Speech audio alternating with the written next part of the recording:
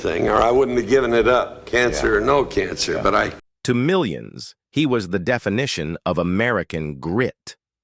The icon on the silver screen who stood for patriotism, integrity, and rugged individualism. John Wayne, the Duke, wasn't just an actor, he was a national symbol. His legacy seems carved in stone.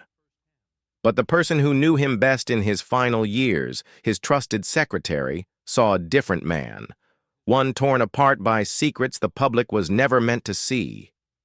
For decades, whispers have followed the Hollywood legend. Rumors of explosive marriages and deep personal struggles have been Hollywood gossip for years. Now that silence has been broken. The woman who stood by his side until the end, Pat Stacey, shared her story, painting a portrait of a man far more complex and tormented than the hero he played on screen. Her story doesn't just add a new chapter, it changes how we see the man, himself. What happens when the myth collides with reality? When the man who was a symbol of strength is revealed to be a figure of deep internal conflict? John Wayne's life was a masterclass in building a public persona, but behind the scenes, a different story was playing out, one of passionate, often destructive relationships that shaped the man behind the legend. Hearing from his secretary isn't about tarnishing the icon, it's about understanding the man. It makes you ask, who was the real John Wayne? And what secrets did he fight so hard to keep?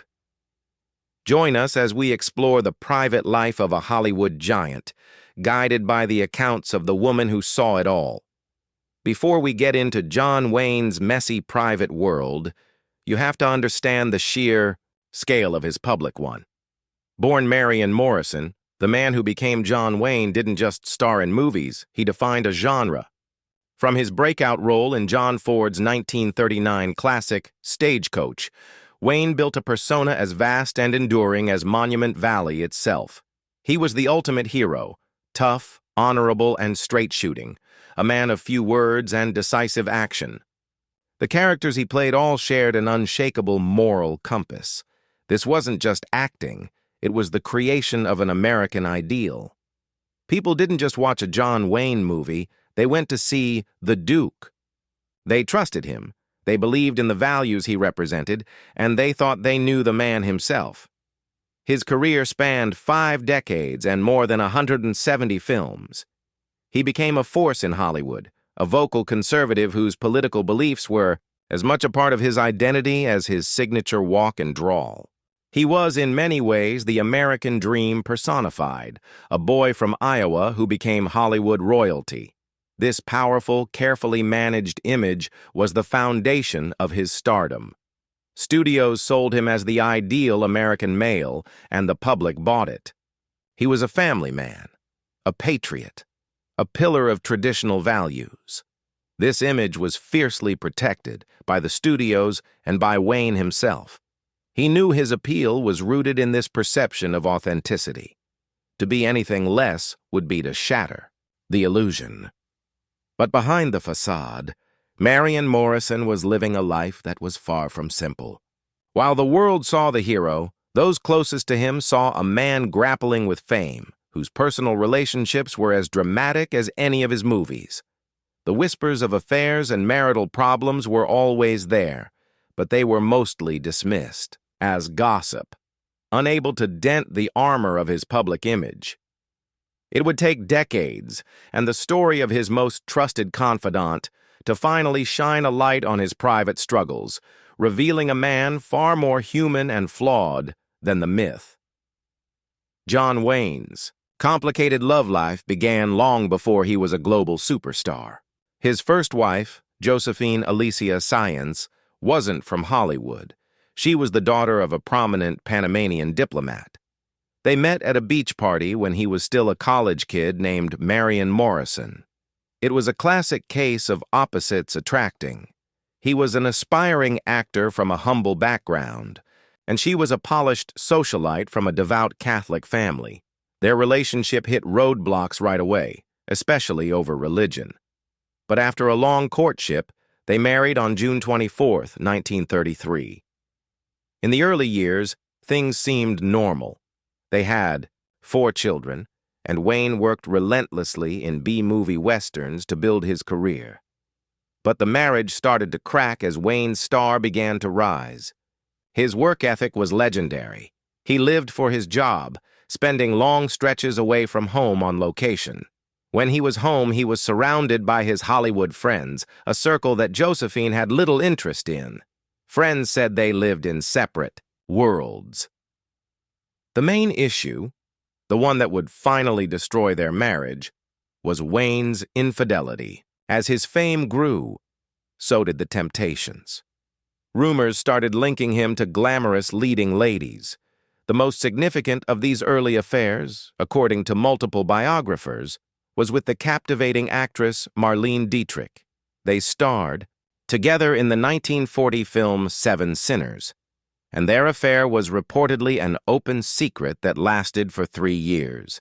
Wayne made little effort to hide it, which was a devastating blow to his wife. The story from Wayne's later secretary, Pat Stacy, provides a crucial perspective on the end of his life, but the accounts of his early affairs come from biographers who have documented his rise to fame. Josephine, a woman of deep faith, was put in an impossible position. She had married Marion Morrison, but was stuck with John Wayne, a public figure whose life was completely at odds with the private world she valued. According to biographers, Josephine was in immense pain. The constant neglect from his work schedule, combined with the humiliation of his public affairs, created a gap that could never be closed. They separated in 1943 and divorced in 1945. The end of his first marriage was a public crack in the image of the wholesome family man.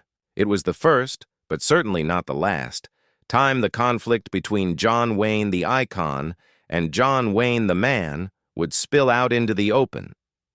While his first marriage was breaking down, the affairs that caused it were becoming Hollywood legends. John Wayne, the on-screen symbol of quiet strength, was entangled with some of the most alluring women of his time.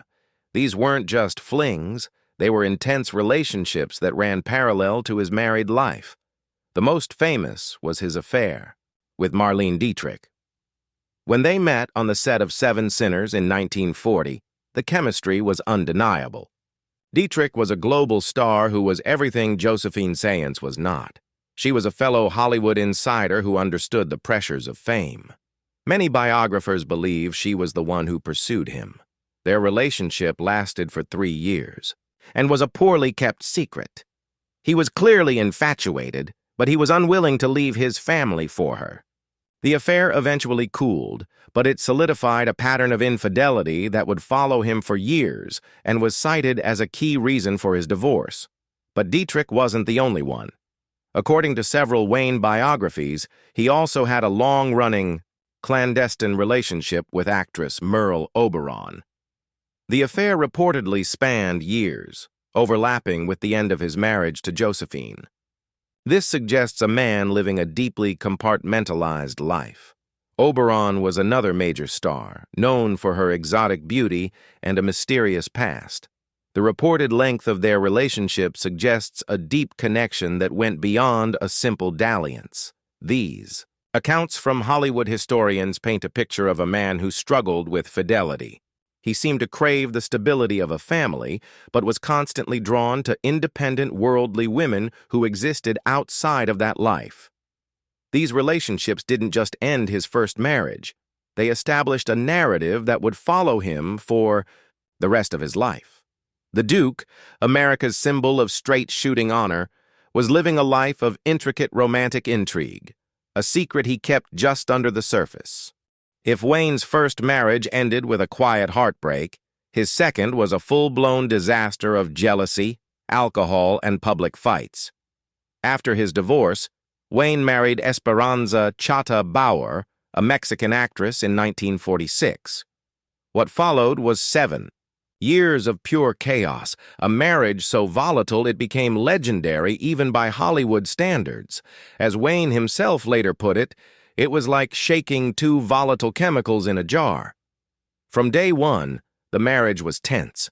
Esperanza was reportedly deeply jealous of Wayne's dedication to his work and his 4 children from his first marriage. The couple had no children of their own, which only added to the friction.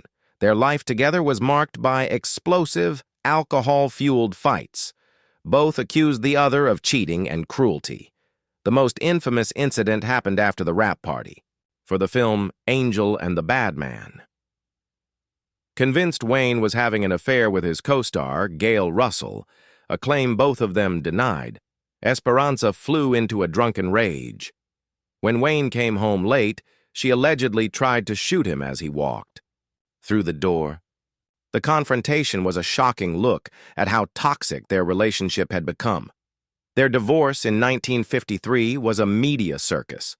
The messy details of their marriage were splashed across the headlines. Esperanza accused Wayne of cruelty, repeatedly telling the press he had clobbered her. Wayne fired back, claiming he only ever acted in self-defense during her drunken attacks. The trial got so ugly that they eventually settled, with neither side admitting to the other's charges, a clear sign that the public spectacle was damaging them both. Knowing Wayne's established history of infidelity gives some context to Esperanza's jealousy.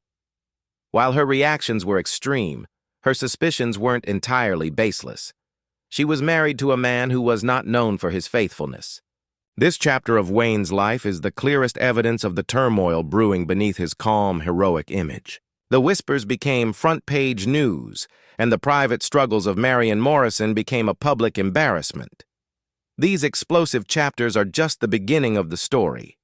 The gap between John Wayne's public image and private life only gets wider.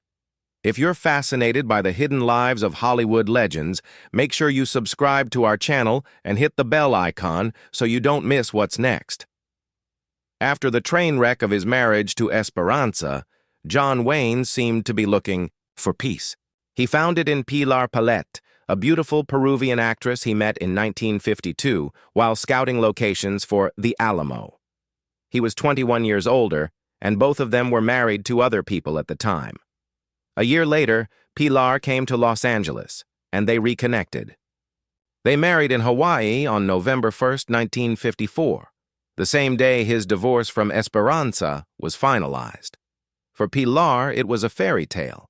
For Wayne, it was a chance to finally build the stable family life that matched his public image. And for a long time, it seemed to work. His marriage to Pilar was his longest, lasting until his death. They had 3 children, Isa, Ethan, and Marisa, and settled into a waterfront home in Newport Beach. It was a far more tranquil life than he had ever known. Pilar stepped back from her own career to raise their family and support her husband, bringing a sense of normalcy back into Wayne's life. But the old shadows lingered. The patterns of behavior, the intense focus on work, the boys' club social life, and the whispers of infidelity never completely went away. Biographers and friends have suggested that the underlying issues from his past were still there. One of the most persistent rumors is of an affair with his friend and frequent co-star, the fiery Irish actress Maureen O'Hara. While O'Hara always flatly denied it, some of Wayne's close friends insisted their romance was real and took place during his marriage to Pilar. The real trouble in the marriage became clear with their separation in 1973.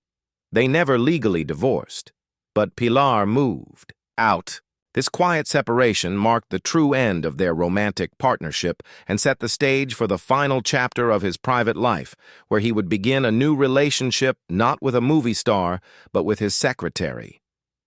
His third marriage, an attempt at stability, ultimately couldn't escape the restless, flawed nature of the man behind the myth. In the final years of John Wayne's life, as the larger-than-life hero battled cancer, his private world came into sharp focus. The person who saw it all was Pat Stacy. Hired as his secretary in 1972, she quickly became essential to him. When Wayne and Pilar separated a year later, their professional relationship turned into a romantic one. Stacy became his live-in companion, the woman who stood by him until his death in 1979. it's through Pat Stacy's 1983 memoir, Duke, A Love Story, that we get the most intimate look at the man in his final years. Her book wasn't a scandalous tell-all. It was an honest, loving portrait of the man she knew, and in that honesty, it confirmed the deep complexities of his life. Her very presence as his final partner confirmed the failure of his third marriage and his lifelong struggle to find a lasting, faithful relationship. Pat Stacy saw a side of John Wayne that almost no one else did. She was with him as his famous strength was ravaged by stomach cancer. She saw his private fears and his quiet courage. She described a man haunted by his past, seeking a peace that had often escaped him.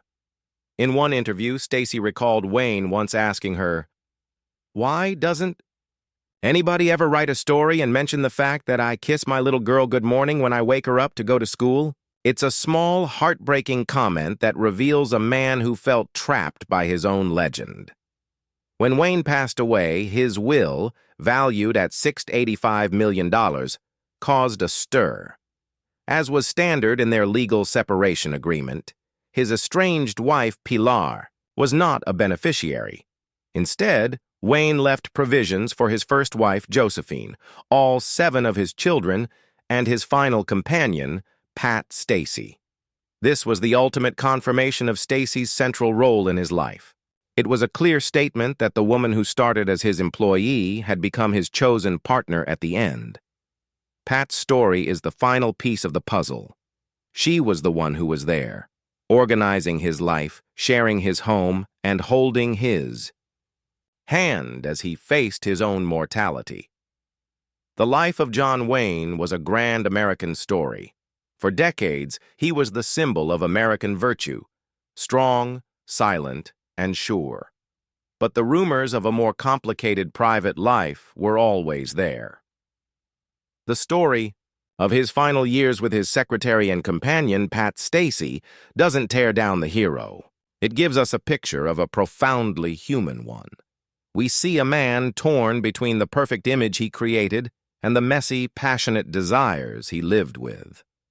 From the quiet end of his first marriage, wrecked by affairs with stars like Marlene Dietrich, to the explosive union with Esperanza Bauer, and finally, the slow separation from Pilar Palete, a pattern of conflict was always there. The fact that he spent his final years with Pat Stacy, the woman who saw him at his most vulnerable, is the story's powerful final chapter. It confirms that the Duke, for all his on-screen bravado, was a man who craved connection and struggled with the weight of his own legend. These truths don't erase the icon. Instead, they reveal the immense personal cost of being John Wayne. The legend was carved in stone, but the man was all too real.